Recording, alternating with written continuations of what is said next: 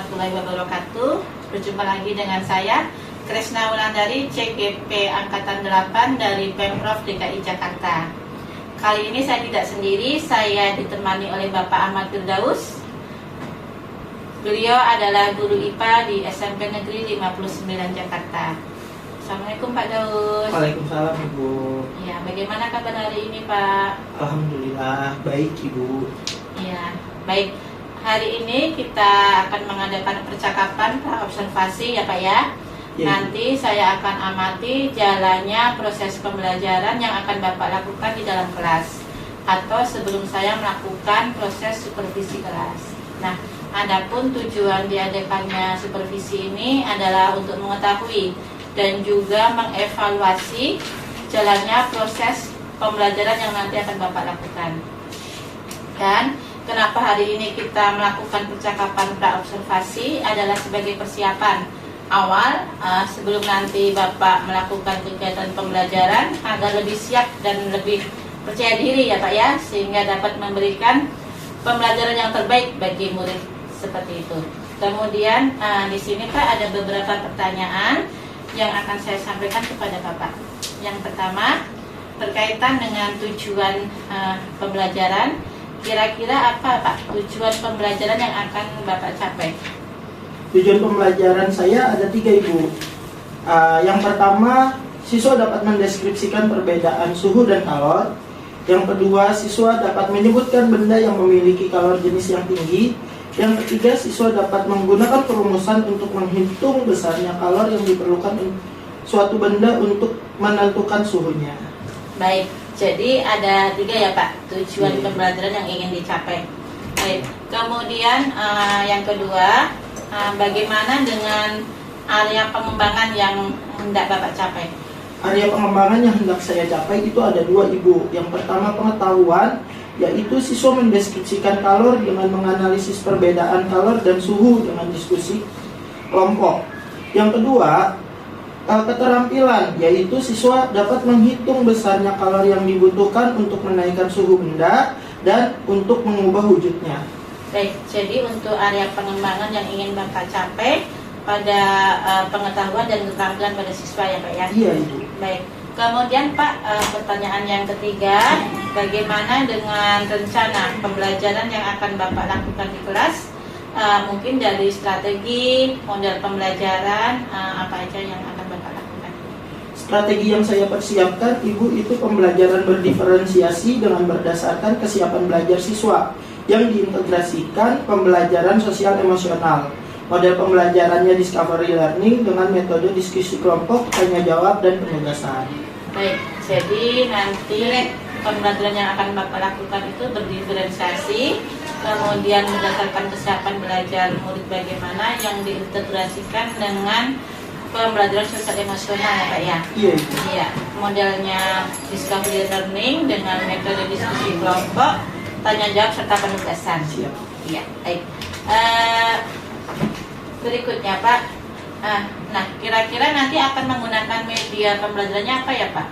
Media pembelajarannya itu lembar kerja peserta didik dan ini PowerPoint serta buku paket Ibu. Baik.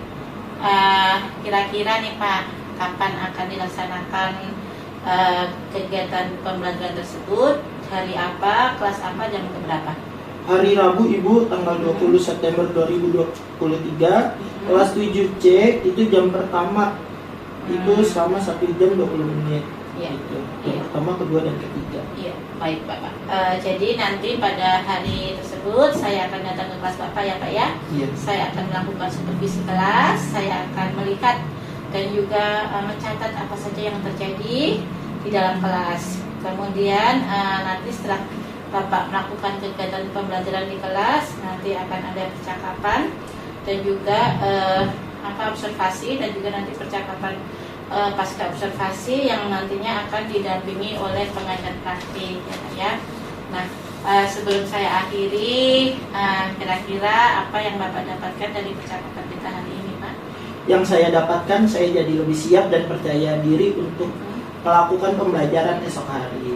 Nah, siap. Baik Pak, terima kasih atas waktunya dan sudah bersedia Bapak berbincang-bincang dengan saya dalam percakapan pra-observasi ini. Dan selamat berjumpa kembali ya Pak ya dalam percakapan pasca observasi nantinya setelah proses kegiatan observasi di kelas dilakukan. Ya. Terima kasih Pak. Saya ucapkan kepada Daus. Ya, mudah-mudahan sukses ke depannya ya Pak ya. Amin, amin, ya Amin, amin. Terima kasih. Wassalamualaikum warahmatullahi wabarakatuh. Waalaikumsalam warahmatullahi wabarakatuh.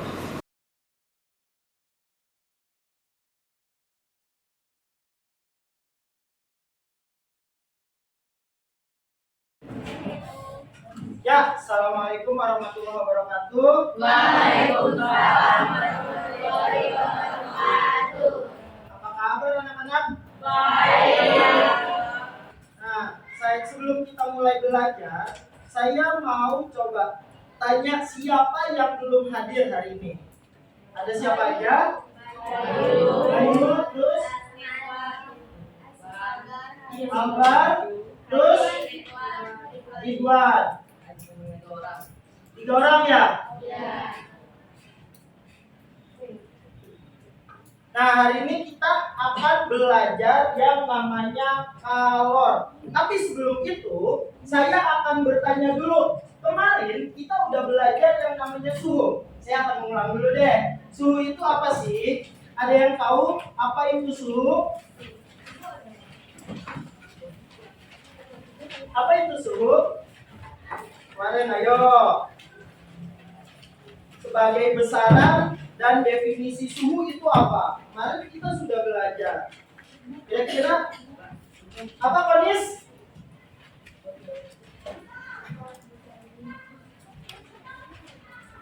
Apa itu suhu? Ada yang tahu?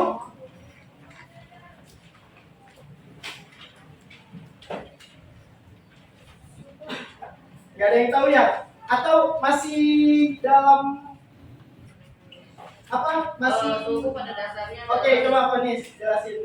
Suhu apa? Suhu pada dasarnya adalah besaran fisika yang hanya dapat dirasakan oleh indera. Suhu adalah besaran yang hanya dirasakan oleh indera. Suhu bisa disebut juga derajat panas atau dinginnya suatu benda. Nah, suhu itu kemarin kita sudah belajar tuh ada 4 satuan suhu. Ada yang tahu? Coba apa nih Kesha? Kelvin, Fahrenheit, Reaumur, dan Celsius. Nah, jadi Kelvin, Fahrenheit, Reaumur, dan Celsius. Nah, hari ini kita akan belajar tentang kalor. Kalor dan suhu itu 2 hal yang berbeda. Terakhir, di materi zat kita sudah belajar bagaimana wujud berubah karena ada pengaruh kalor. Ada yang menerima kalor berubah jadi apa? Ada yang melepaskan kalor berubah jadi apa? Nah, hari ini kita akan belajar kalor. Kalor itu apa? Kalian nanti bisa menyimpulkan dan mengambil kesimpulan sendiri apa yang dimaksud dengan kalor dari kegiatan kita kali ini. Nah, kegiatan kita kali ini sebelum masuk, saya akan soalnya.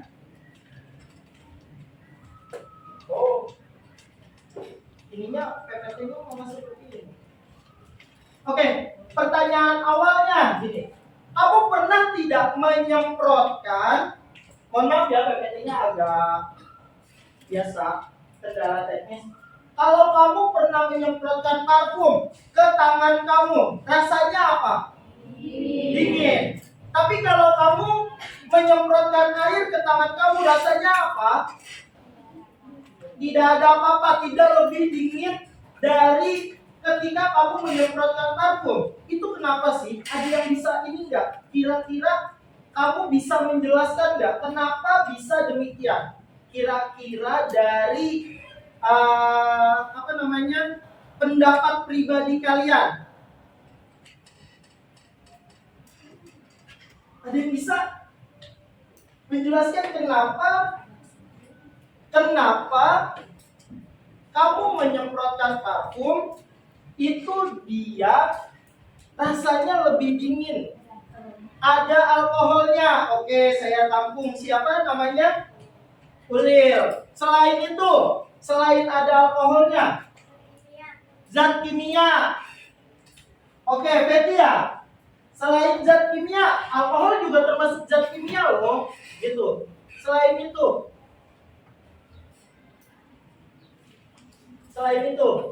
oke baik, nggak ada ya. Jadi kalau misalnya kita menyemprotkan alkohol atau parfum ke tangan, yang terjadi adanya perpindahan kalor. Kalor yang ada di tangan kita berpindah ke alkohol yang kita semprot, sehingga tangan kita merasa dingin, alkohol langsung menguap. Maka dari itu, kamu ketika menyemprotkan alkohol, nggak lama alkoholnya menghilang. Oke? Terus, selain itu, pertanyaan berikutnya. Jika kamu menyemprotkan air, oh ya nih, kalau kamu menyemprotkan air ke dalam, bukan menyemprotkan air, kalau kamu memasak air, saya mau tanya, kita berandai-andai, pikirkan dalam otak kalian. Misalnya, saya memasak satu panci mie, tahu kan panci mie yang kecil, terus sama memasak satu panci untuk menanak nasi. Kita memasak air, sama-sama memasak air. Yang jadi pertanyaannya, lebih cepat mana airnya jadi panas? Lebih cepat mana airnya menjadi panas di panci mie atau di panci penanak nasi? Kenapa coba Betty? Karena ada tutupnya. Oke, jadi kalau kamu masak mie, apinya sama nih ya, sama-sama kecil. Masak air, dua-duanya air. Yang satu di panci kecil, yang satu di panci besar. Ternyata kalau kata Betty, lebih cepat panas di panci besar karena ditutup. Tapi jumlah airnya berbeda loh Betty. Jadi ada yang panci kecil airnya lebih sedikit dan panci besar airnya lebih banyak. Ada yang punya pendapat lagi? Ayo Andira, gimana? Gimana Andira? Kalau kamu memasak air, kalau kamu memasak air, itu di panci yang kecil sama panci yang besar, kamu lebih cepat panas airnya nih ya, lebih cepat panas yang mana? Air yang di panci mie, kenapa? Kamu kalau masak mie sekalian ditutup. Oke, jadi panci mie-nya sama-sama ditutup lah ya. Ketika kamu memasak dua-duanya ditutup, panci mie ditutup, panci besar ditutup. Lebih cepat mie. Kalau ditutup dua-duanya berarti kenapa? Karena airnya lebih sedikit. Oke. Berarti di sini semakin cepat tingkat perubahan suhu semakin besar apabila jumlah zatnya berbeda. Dalam artian di sini apabila benda yang punya massa berbeda, panasnya juga akan massa yang lebih kecil akan mudah panas dari massa yang lebih besar, gitu. Oke, paham? Sekarang pertanyaan berikutnya. Berarti nih saya simpulkan. Tadi yang pertama, kamu menyemprotkan parfum, kamu bisa tahu apa itu perubahan kalor, perpindahan kalor. Yang kedua, faktor yang mempengaruhi perubahan kalor atau faktor yang mempengaruhi kalor. Yang ketiga, pertanyaan berikutnya nih. Ada satu pertanyaan lagi yang menarik. Kalau kamu, ini ada api unggun nih, api unggun. Dua, kiri dan kanan. Besar apinya sama, tingkat kebesaran apinya sama, terus jumlah ininya sama. Saya akan membandingkan 1 kilo besi sama 1 kilo aluminium. Atau jangan aluminium deh, 1 kilo es deh. Kira-kira yang lebih cepat panas yang mana? Besi. Kenapa tuh? Ada yang tahu nggak? Kalian bisa jawab nih. Besi. Ada yang tahu nggak kenapa? Pendapat pribadi aja, nggak ada yang salah, nggak ada yang benar. Pendapat pribadi saja. Biar untuk mempermudah kalian ininya. Kenapa? Kenapa besi lebih cepat panas? Apa? Siapa namanya nih, Bang? Rayanda. Oke, Rayanda. Kenapa Rayanda?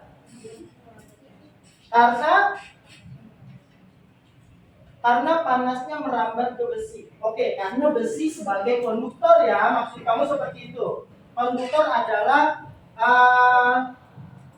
yang sebagai perantara rambat panas. Oke, saya simpan dulu. Nah, berikutnya kalian saya akan bagikan namanya LKPD, lembar kerja peserta didik. Sebelum kita mulai, LKPD ini akan menjelaskan semua pekerjaan kalian hari ini. Jadi hari ini kalian akan belajar mengenai bagaimana kalor jenis. Nah, di besi ini dan es yang tadi itu ada perbedaan kalor jenis. Bagaimana kalor jenis mempengaruhi perubahan suhu yang ada di kalor. Berarti kalian sudah harus tahu dulu kalor. Di LKPD ini juga sudah ada definisi kalor. Lalu kalian nanti akan belajar menghitung perubahan suhu dan belajar membuat produk yang menginformasikan tentang si namanya apa tadi? Kalor jenis benda. Kalor jenis benda. Kalor jenis itu nanti yang akan membuat kalian bisa tahu kenapa benda si besi lebih cepat panas atau kenapa air lebih cepat panas. Saya bagikan dulu ya. Satu kelompok satu.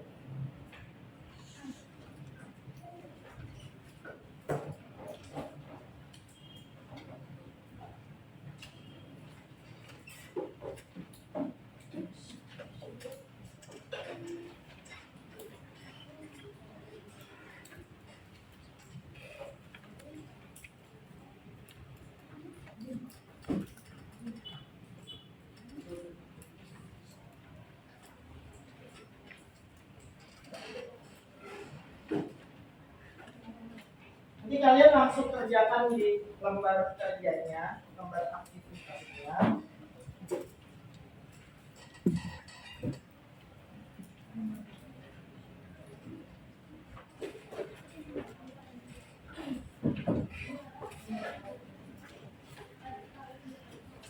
Oke. Sebelum kita mulai kayaknya ini dulu deh, stretching dulu. Terlalu tegang ya nih. Kita terlalu tegang. Oke, saya boleh minta tolong kalian berdiri dulu sebelum kita mulai. Baik, berdiri dulu. Kalian yang tegang, saya juga tegang. Oke, Azam sudah berdiri, yang lain sudah berdiri. Oke, sekarang tangannya ke samping. Yang udah ikut LDKS sudah tahu, tangannya ke samping, goyangkan ke atas, goyangkan ke depan, goyangkan ke atas, lalu hembuskan napas. Ha. Oke, lagi. Ke samping, goyangkan. Ke atas, goyangkan. Ke depan, goyangkan. Ke atas lagi, goyangkan. Oke, baik. Sebelum saya sudah membagikan LKPD. Di LKPD itu kalian coba kalian lihat, saya coba buka juga LKPD-nya.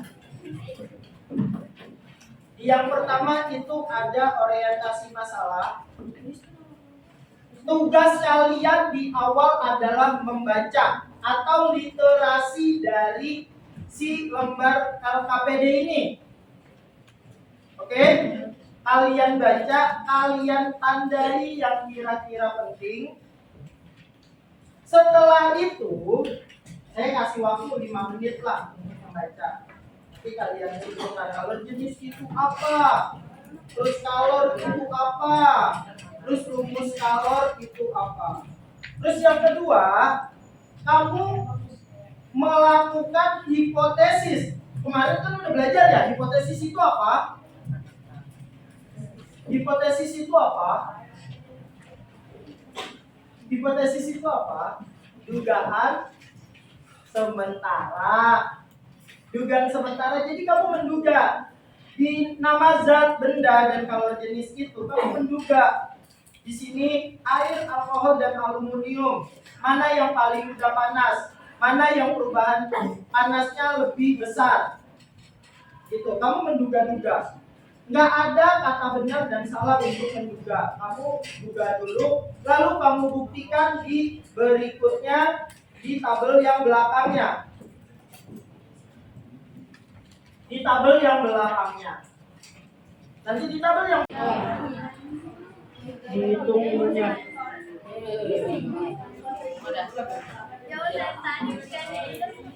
Oke? Belum. Jadi nanti setelah kalian lihat, kalian bisa tahu angkanya yang paling besar siapa, yang paling kecil siapa. Kalau misalnya seandainya kalian dapat angka paling besar adalah minyak tanah, nah kalian tulis minyak tanah yang paling besar. Oke?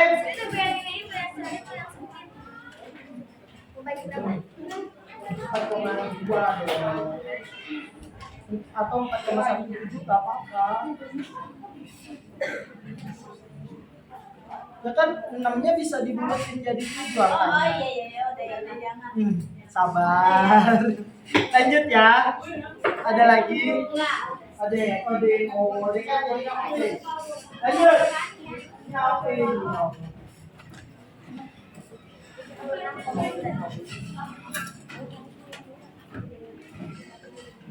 Udah kan?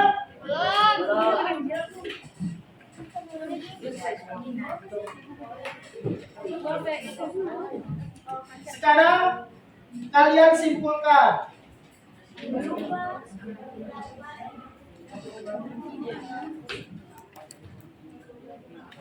Nanti biar waktu buat bikinkan banyak lebih lama. Abang-abang, neng-neng.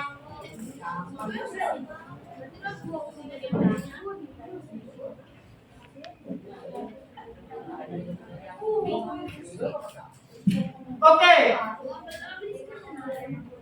Sambil yaudah. Sekarang setelah itu kamu simpulkan di situ. Kamu simpulkan. Kita nggak pakai diskusi lagi seperti tadi.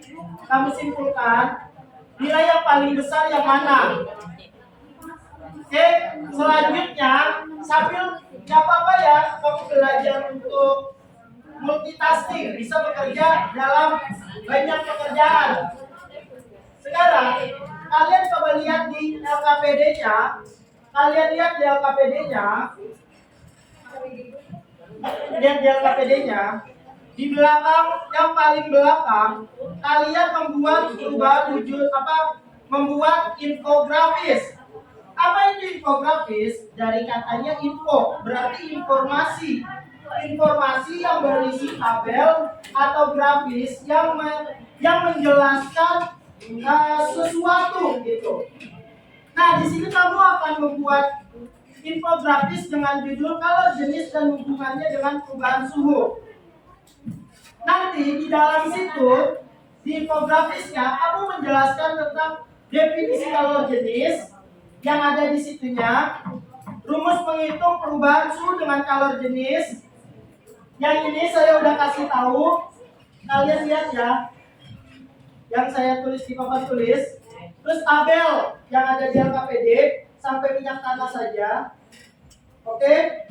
Terus yang ketiga, kesimpulan dan hasil diskusi. Kesimpulan dan hasil diskusi nanti berisi kalor jenis, perubahan suhu yang paling besar siapa, perubahan suhu yang paling kecil siapa. awalnya kalian mengira apa, akhirnya setelah perhitungan kalian mendapatkan apa, lalu kesimpulannya suhu yang paling tinggi, suhu yang paling rendah. Oke? Siap? Siap? Siap gak siap? Harus siap, langsung dikerjakan. Angkanya sampai angka 10 doang kok. Langsung dibuat kanvanya. Iya. Jadi kalian ada yang masih menghitung, kalau kalian masih mau menghitung, ada yang sudah mengerjakan kanva. Oke? 5 menit aja. Setelah itu maju untuk presentasi.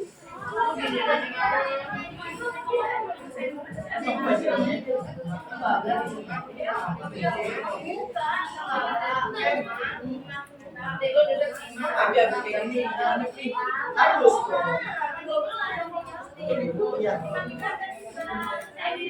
Jangan nggak apa-apa selesai dulu, langsung sambil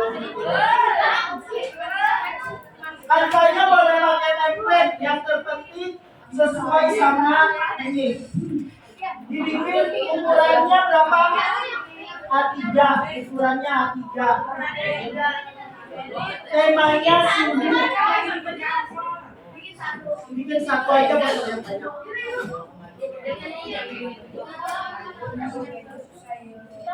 Saya kirim Tonis ya tabelnya, biar Tonis tinggal masukin ke Canva tabel. Oke? Dari tabelnya sebenarnya saya cuma tinggal masukin angka doang nih.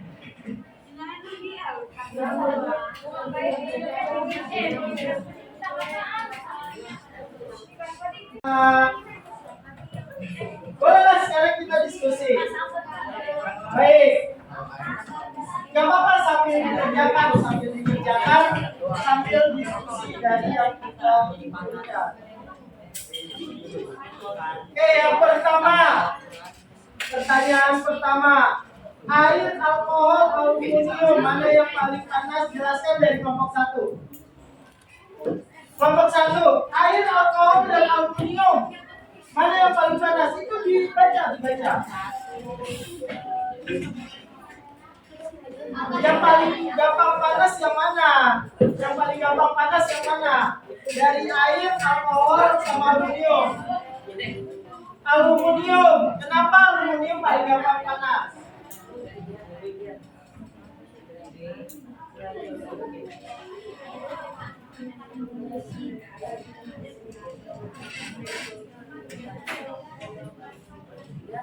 Karena aluminium memiliki konduktivitas yang tinggi. Bolehlah, kita tahan dulu ya. Kenapa dia lebih besar? Lanjut kelompok 2. Besi, emas, dan es, mana yang lebih besar? Emas. Kenapa emas?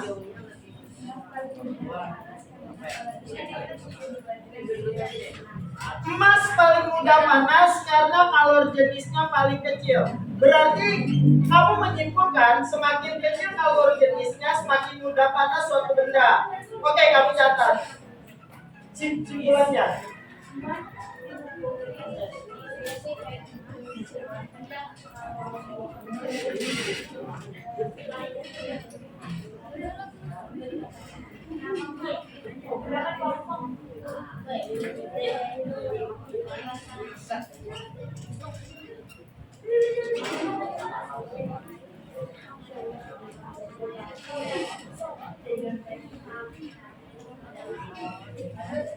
Ayo. Jadi kamu harus mencatat, bukan harus mencatat. Kamu harus menggarisbawahi kalau menurut kamu semakin kecil si massa jenis akan semakin besar perubahan suhunya. Kamu harus menggarisbawahi semakin besar konduktivitas akan semakin besar perubahan suhunya dari kelompok 1. Semakin kecil massa jenisnya, yang dibutuhkan sebuah zat untuk menaikkan suhu. Baik anak-anak, pelajarannya sudah selesai sampai di sini. Dari hasil yang kalian sudah pelajari, Dari hasil yang kalian sudah pelajari, kira-kira apa yang udah kalian dapatin? Yang pertama, coba kelompoknya Alisa, gimana? Dari tadi yang kita sudah pelajari, apa saja? Yang pertama, Alisa. Apa Alisa?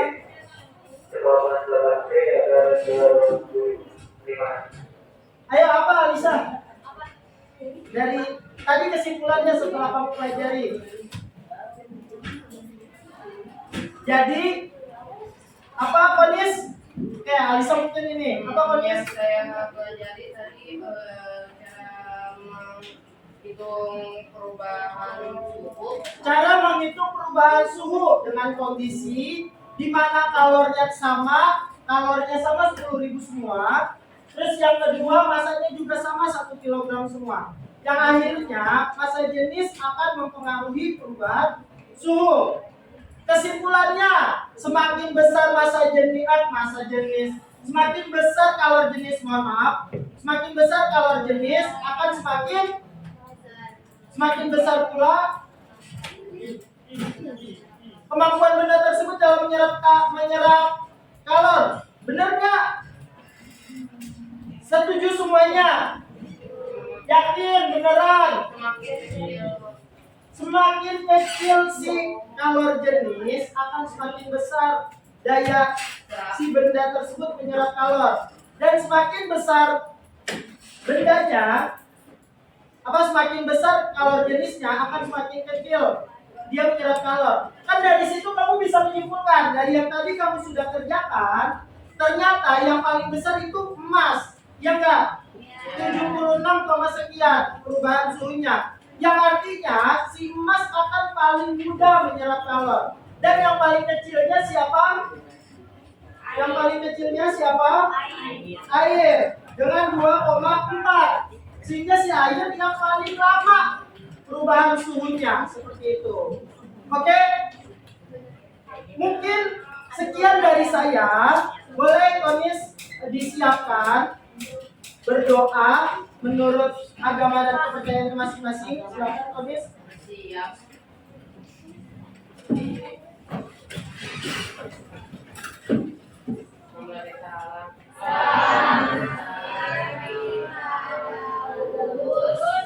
Oke, selamat pagi anak-anak.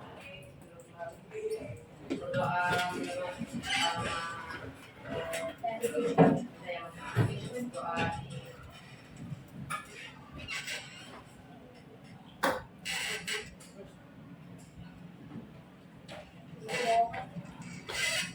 Oke, baik, terima kasih banyak. Besok kalian akan mempelajari bagaimana penguapan itu terjadi, perubahan wujud benda, pemuaian, dan kita akan belajar menghitung pemuaian. Seperti itu. Bisa dipelajari di bukunya, di buku paketnya, pelajari dulu. Besok kita akan diskusi lagi seperti ini. Wassalamualaikum warahmatullahi wabarakatuh.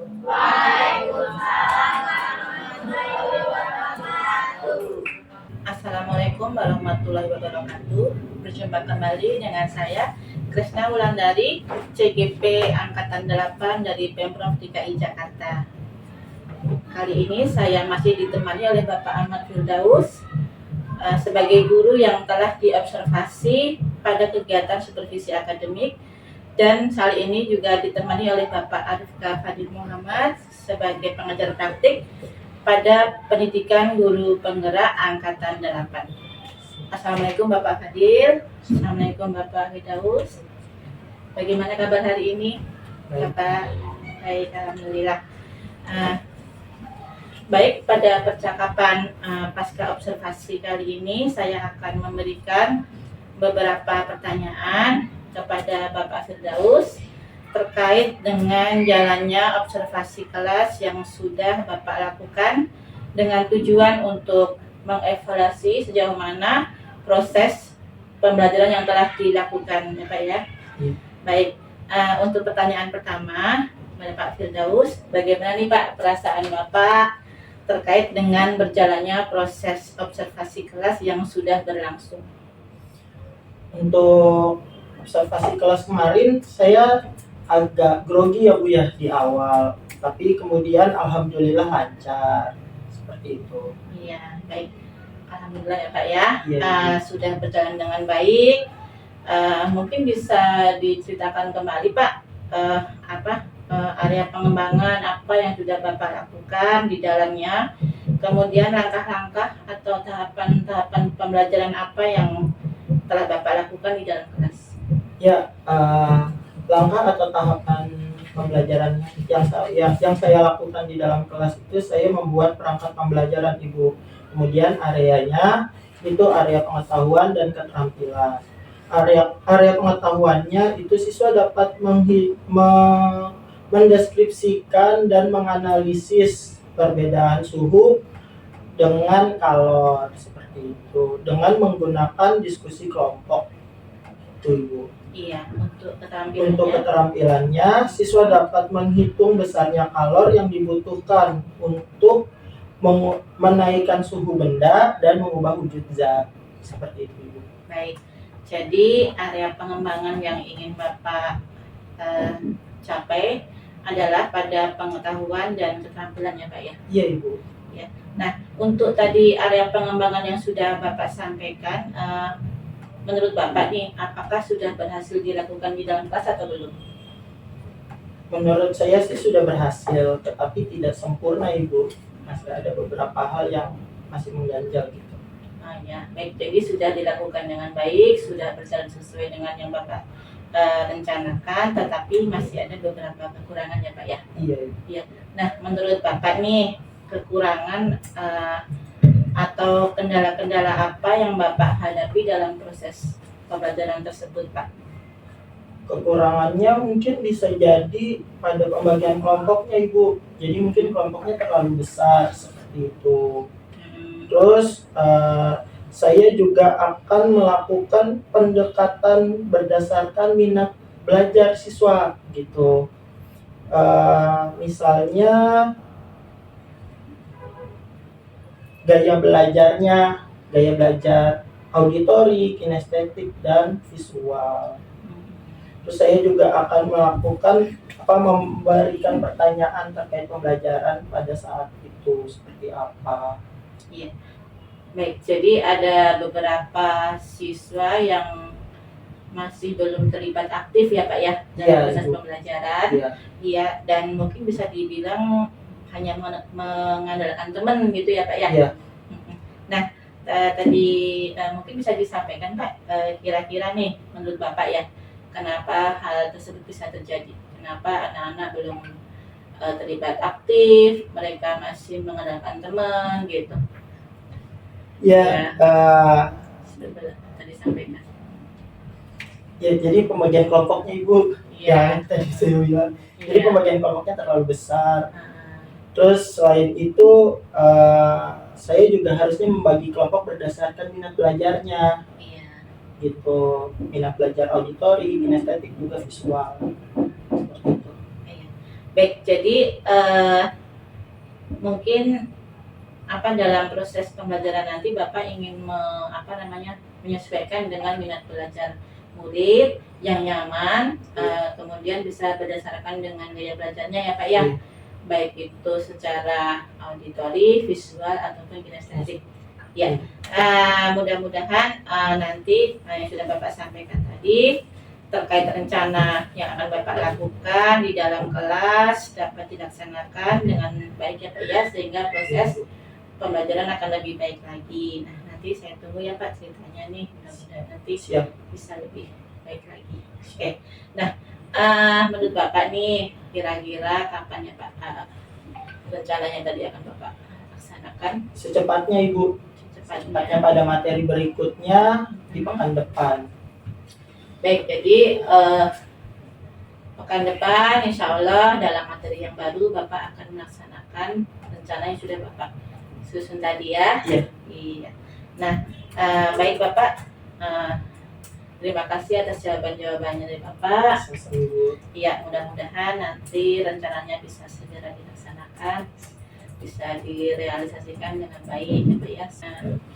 Baik, terima kasih. Akhirnya selesai kegiatan supervisi akademik, dimulai dengan percakapan praobservasi, kegiatan observasi kelas, dan juga percakapan pasca observasi. Saya ucapkan terima kasih sebanyak-banyaknya kepada Bapak Fadil dan Bapak Firdaus, dan saya akhiri dengan wassalamualaikum warahmatullahi wabarakatuh. Waalaikumsalam warahmatullahi wabarakatuh.